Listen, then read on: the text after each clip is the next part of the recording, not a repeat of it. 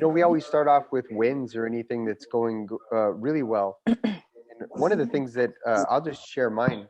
One of the things is I keep noticing a shift, and something that we're going to talk about tonight is that as we change, our world changes, and that's exactly what the coaching and everything is about.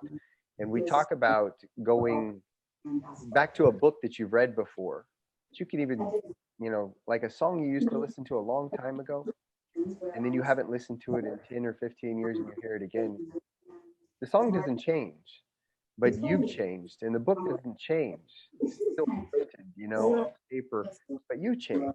So you take Yeah. it differently.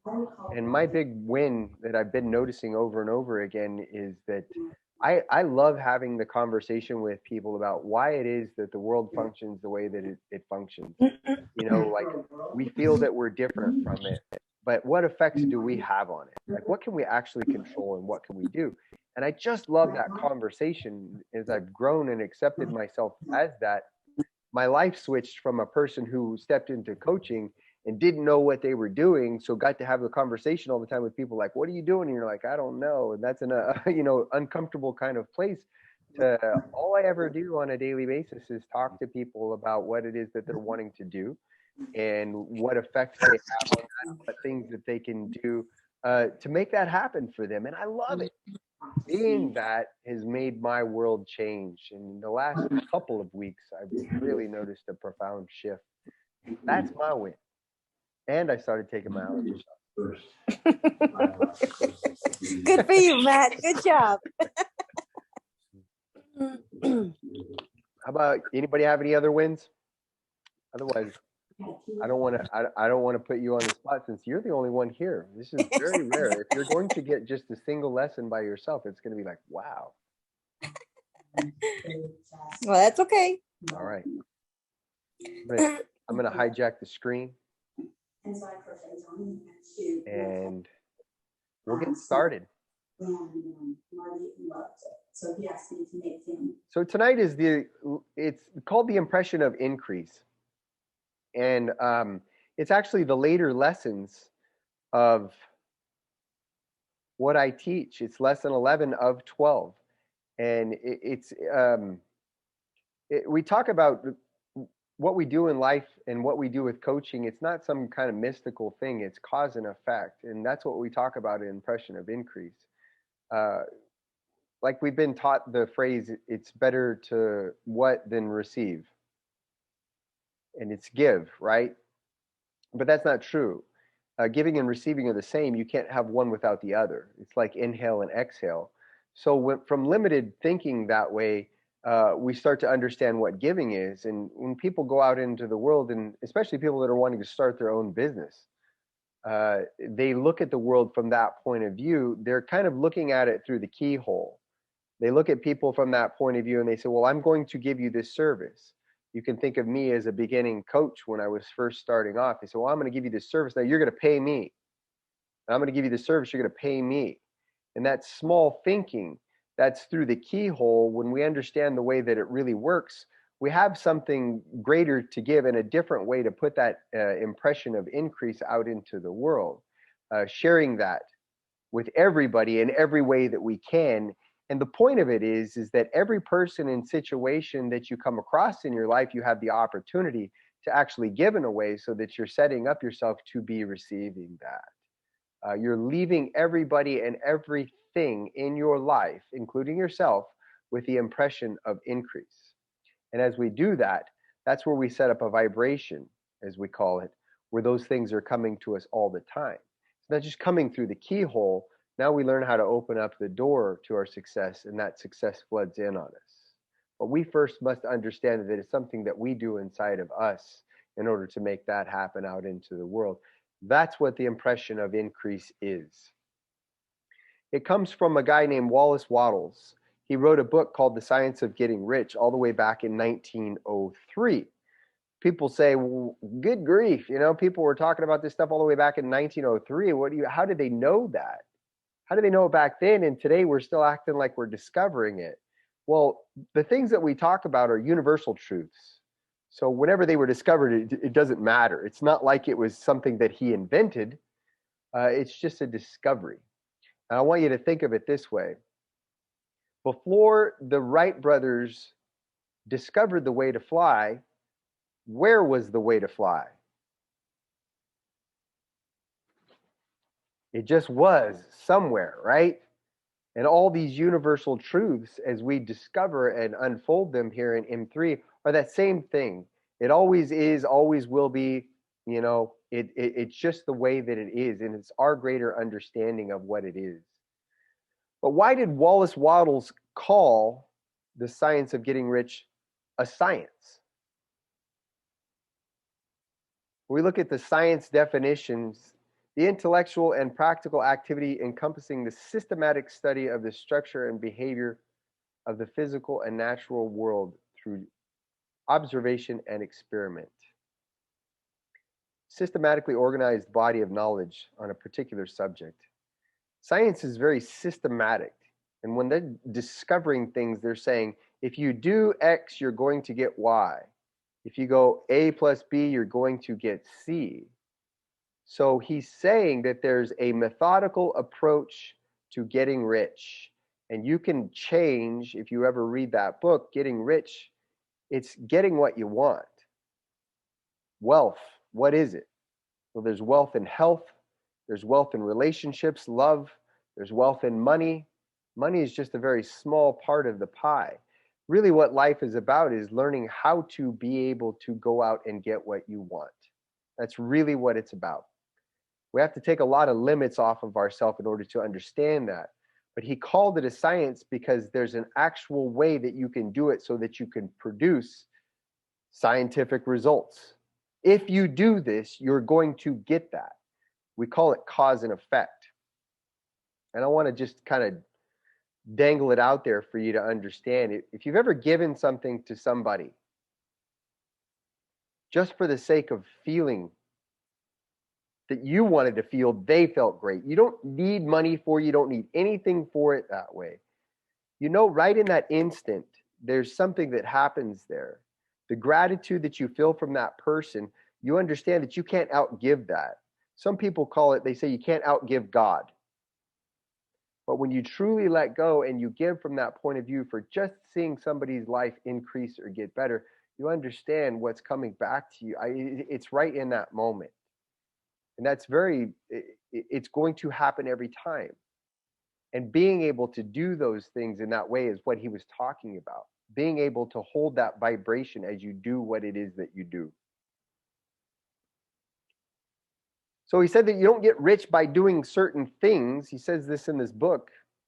You get rich by doing things in a certain way. And now you understand the impression of increase. What's the certain way? The certain way is increase. Now we have to look at this from a point of view of competition versus creation. We look at the world as lack when we look at it through the eyes of competition, because competition says that somebody has to lose. We see that when teams play, when, whatever, if you're competing with somebody that somebody's ahead and somebody's behind. Competition is always going to be lacking. Unless, and I put that there, getting in a creative stance changes things a little bit. You can call competition.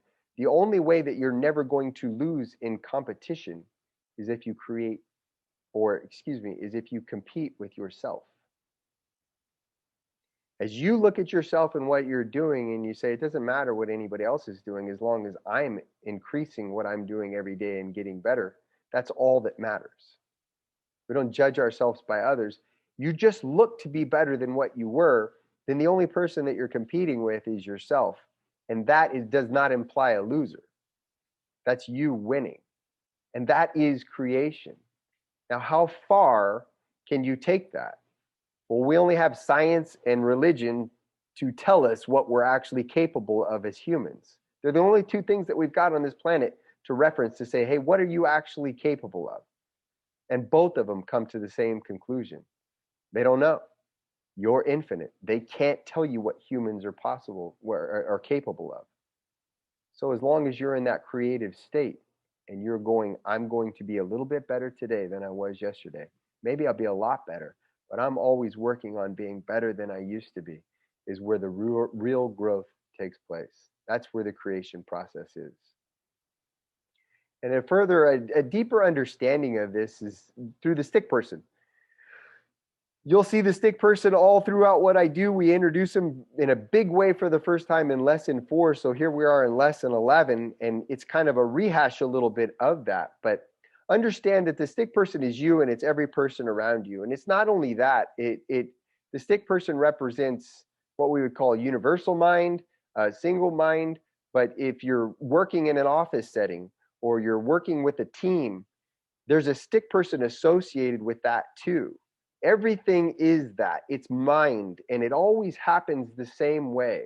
It always flows from the top down. So you're taking an idea, either you're creating the idea, a thought, and you're taking that idea and you're becoming emotionally involved with that. Once you become emotionally involved with that idea, we push it down into what we call our subconscious. Our subconscious isn't words. Jen, is there any way that TV just turned on? Is there any way that we can just turn it off? Subconscious is feeling, it's vibration, it's emotion. Feeling is just a word that we invented to describe the vibration that we're in. So that's the way that it always flows when you're making an impression. We don't understand these things, so we'll allow something like the news or our neighbor or somebody to come along and pluck something into our conscious mind, and then we get emotionally involved with it. It might be something that we don't want, and it pushes us into a negative vibration. Well, our body is just an instrument of the mind, and that's why it's part of this stick figure. That body automatically goes into that vibration, and it takes action based on that. You're conditioning yourself with whatever you're getting emotionally involved in, which coming through your conscious mind, you're conditioning yourself to receive that. If all we're talking about is the things that we don't want, we're actually conditioning ourselves to receive that, and we're conditioning ourselves to not see the things that we want.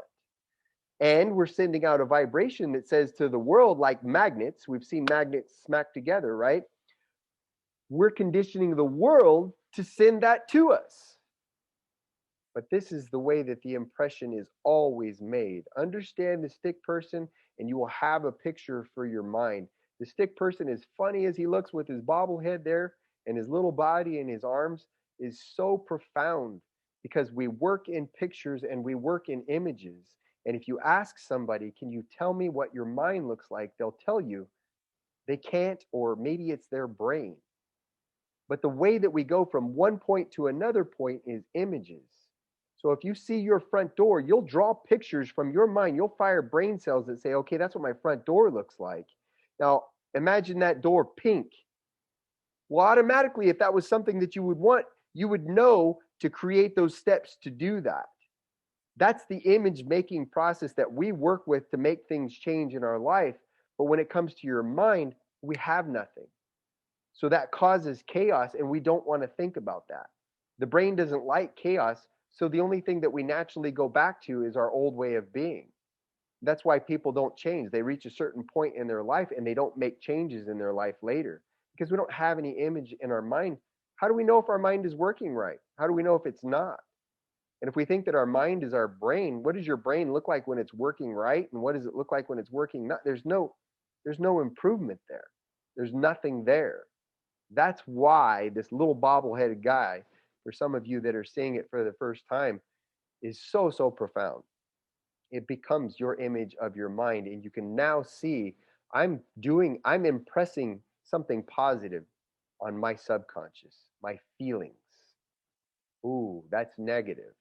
I'm impressing something negative. You understand your mind and what it's doing out there in the world. Energy always flows from the top down. From conscious thought and subconscious feeling, our bodies will just take action from there. And some of the action that your body can take is, well, I mean, it's infinite what it can take, but it's the vibration that it's getting in. Even if you're stepping out to do something that you're wanting to do, but you don't believe in yourself to do it, the belief is the vibration. And that's why people get up to speak in front of people and they kind of fall apart. They can't find their words. But if they're having a conversation with a friend, no problem. It just the words come out. So they know that they can speak perfectly fine, but they got involved with a vibration that said, well, you know, this you can't do. and it shows up in the body because the body will take action according to that vibration and feeling. So little stick man rehash there for some of you, and for some of you that are seeing it for the first time, you get the importance of it. It's very profound. It was created all the way back in 1934 by a doctor, actually, because he was in the healing arts, as they called it, and he knew that everything that we were doing, we were just treating symptoms for the most part. And it wasn't until we were able to find the start of what was causing it. And that's when he came up with the stick person, because he said everything is originating from mind, what people are believing. So as the energy flows from the top down, we're the ones that actually get to choose the type of energy. Remember that. That's what the conscious mind is for. The subconscious can't choose. It just accepts. The moment it becomes emotionally involved in something, it's accepting. But you and I live in the conscious, where we see, hear, smell, taste, and touch. And we're able to either say no to something or create something new or accept something that it is that we want from the outside. And then we're able to take that and say, is this positive or negative? Well, that's going to be in reference to what you want. Is it in line with what I want? And because it's flowing from the top down and you're the creator, you're able to get yourself into a positive or a negative vibration. And understand this. This is the same thing that we're doing with people that we're meeting in the world. This is why the impression of increase is such a profound thing. It's not just you.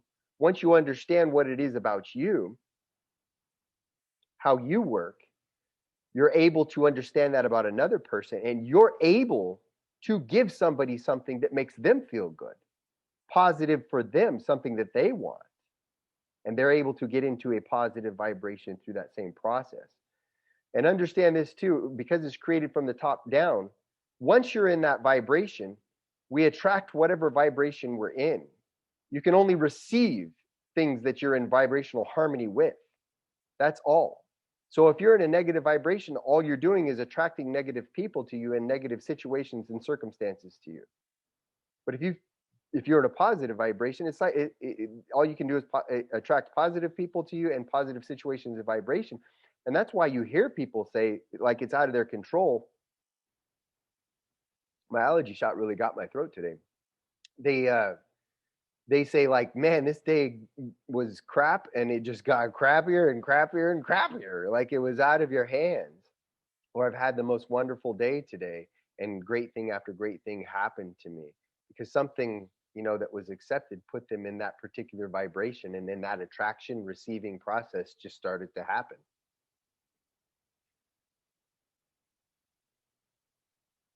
So the impression of increase, it doesn't matter if it's a person, a situation, a place, or thing.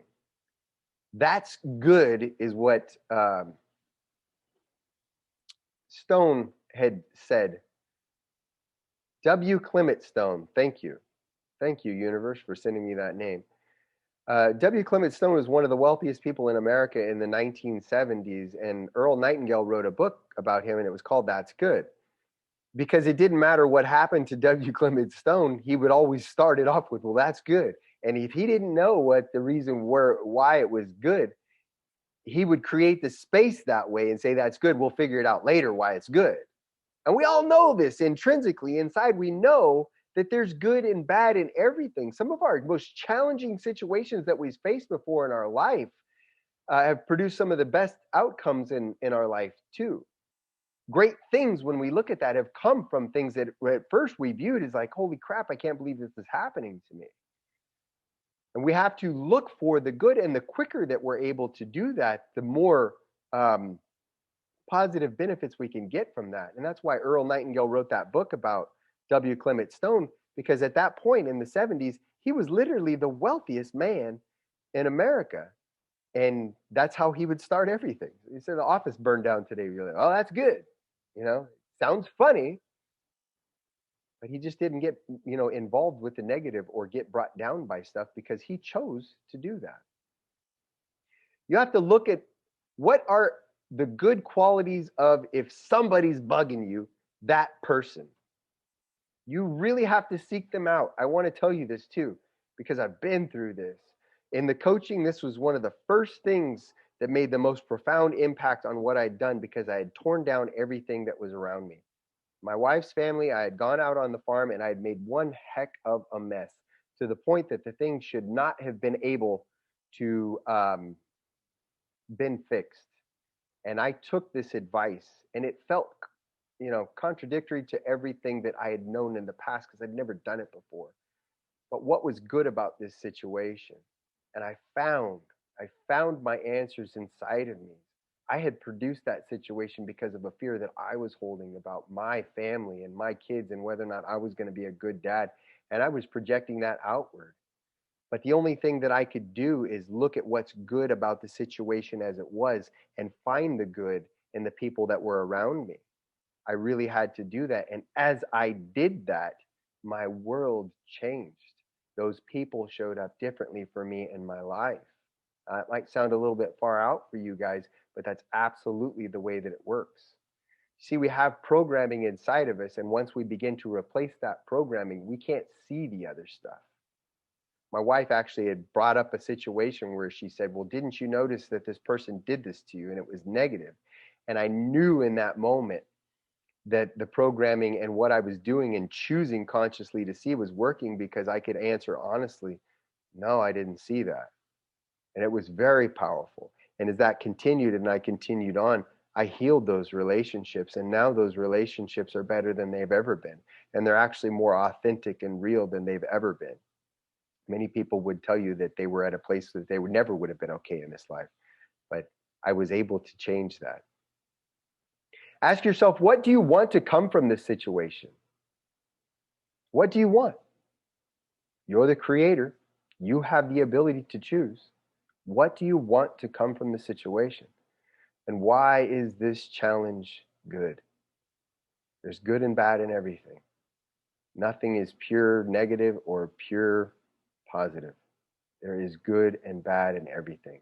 It's how you see it.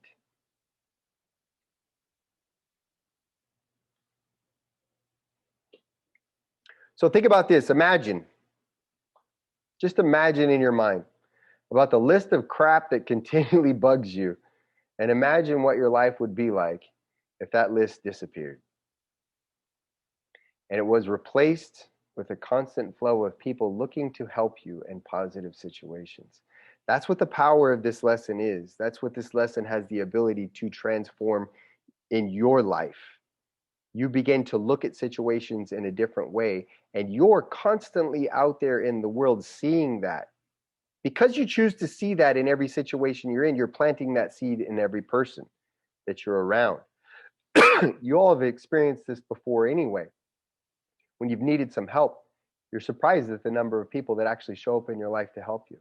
It's not everybody that you think is going to show up, but you're surprised at the people that you've planted a seed and they come to give you help. So imagine if you're doing this consciously and you're out there and in the situations that you're in too in life, and you're consciously planting this, that becomes a constant flow of people looking to help you in positive situations. And I don't want you to misunderstand this. This doesn't mean that the things in this world that bug you are going to disappear, but it means that those things will rotate faster. Things that bug us are always going to be there because we're spiritual beings. We're here to bring more of that spirit out. And the things that bug us, become abrasive in our life, they're here to show you that you can do more. So it means you know what to do with the things that bug you as they show up, because there's something to learn from the situation and there's growth there for you. If we give all of our power away and we say, well, that situation just is what it is and I'm powerless to it, that's the way that it's going to be. You're going to accept it as so, and you're not going to look at it any other way. So that's what you're going to continually attract. And we call that being stuck. That's how you stay stuck.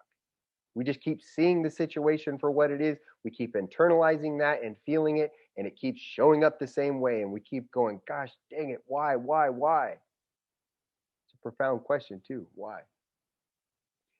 When you understand what this is, the list of things that bug you doesn't go away. You just know what to do with it now.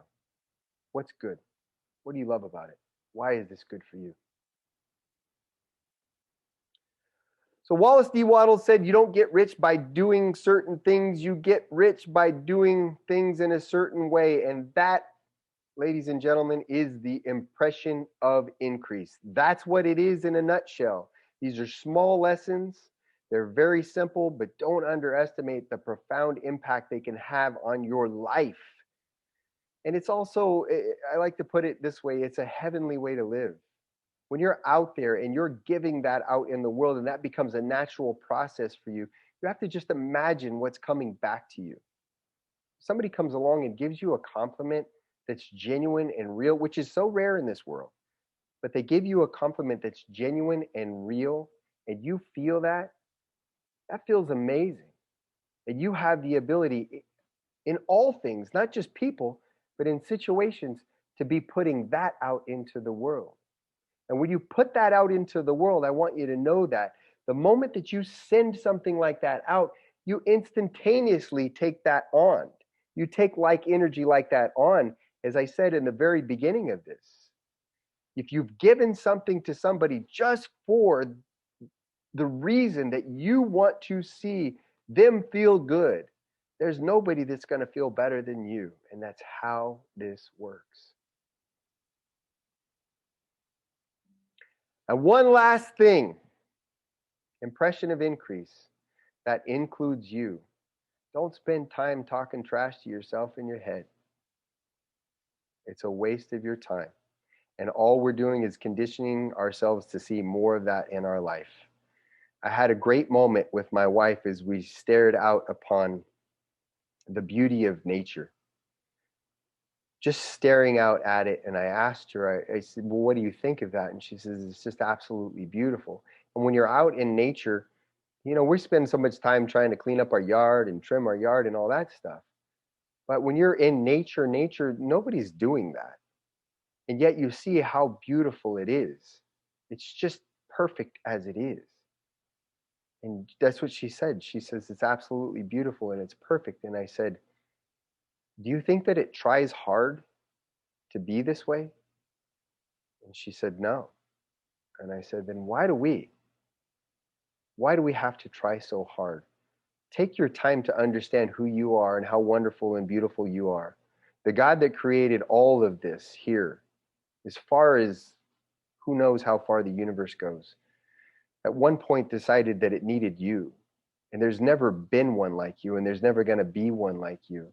So you are amazing too, and you don't have to do anything to do that. You are already amazing. Always accept yourself as such, okay? Start from there. You don't have to try hard to be.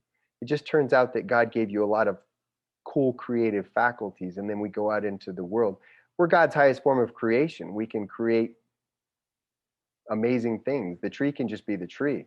We can create what it is that we want. So we get confused with that, but that never means that you're not amazing. Always start there. Action steps for this week. This is it. Number 1, think of something that's bothering you. It might be a person, it might be a place, it might be a situation, it might be a thing. Write down 2 or more reasons why it's good. Every time you're getting plugged into your feelings now, what you're vibrating, you find that you're feeling not good about that situation, replace whatever negative thoughts you may have. Consciously choose to replace them with the positive. And repeat that all week over and over and over, and watch your world change.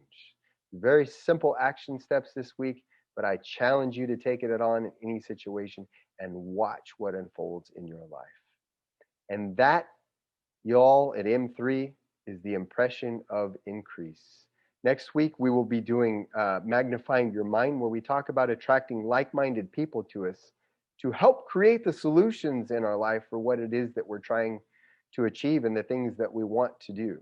And being able to link those minds up in a positive fashion so that all of our solutions don't have to come from us. This is the way that on a big level, companies like Apple become Apple, and they're not just a computer company, or like a book, Chicken Soup for the Soul isn't just like a bestseller, it becomes a phenomenon. And it's by learning how to link up with like minds and direct all that energy in the same direction and come up with those answers that really produce profound results in this world. So, questions or takeaways? Shares? Anybody? Just got a small group tonight, don't we?